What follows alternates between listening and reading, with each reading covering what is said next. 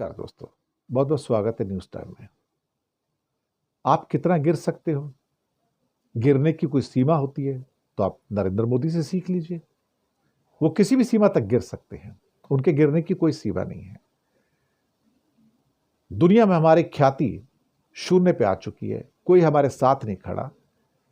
तो विपक्ष के नेताओं को बोला, जाओ जाओ मेरी साख को संभालो, भारत की साख को संभालो, और खुद इलेक्शन रैली करते हैं, वोट मांगते हैं। और बंगाल में गए तो कहते हैं, बंगाल में मची चीख पुकार, नहीं चाहिए निर्मम सरकार।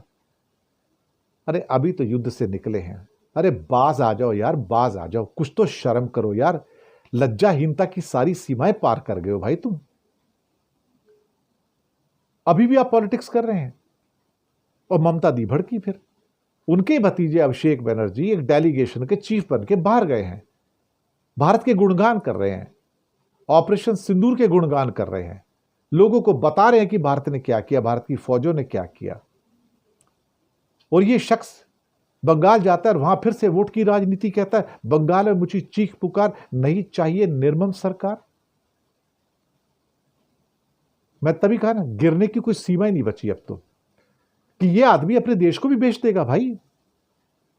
बेच चुका है, बल्कि देखा जाए तो 70-80 देशों की यात्रा करके आया, कोई साथ में नहीं खड़ा हमारे। सारी दुनिया दुश्मन है हमारी।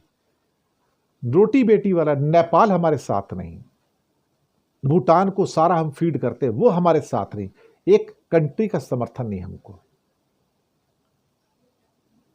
तो ममता बनर्जी को भड़कना स्वाभाविक था। उन्होंने कहा, जो मोदी ने कहा कि वी आर शॉक्ड, एक्चुअली स्तब्ध हैं हम लोग, दुर्भाग्यपूर्ण है। मतलब पूरा विपक्ष दुनिया में देश का प्रतिनिधित्व कर रहा है, देश के हितों की बात कर रहा है, टेररिज्म की बात कर रहा है, ऑपरेशन सिंदूर की बात कर रहा है। तो क्या आप बंगाल में ऑपरेशन बंगाल करना चाहते हैं क्या? तो बोलते हैं तो आप आइए, मैं चुनौती देती हूं, उतर जाए इस चुनाव में, मैं आपकी चुनौती स्वीकार करती हूं। और फिर कहती है कि पीएम मोदी झूठ बोल रहे हैं, he is telling the lies, he is speaking lies.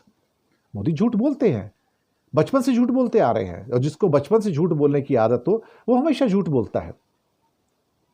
और फिर ममता कहती है, वो देश को लूटते और भाग जाते हैं। इस ढंग से बात करना अच्छा नहीं लगता।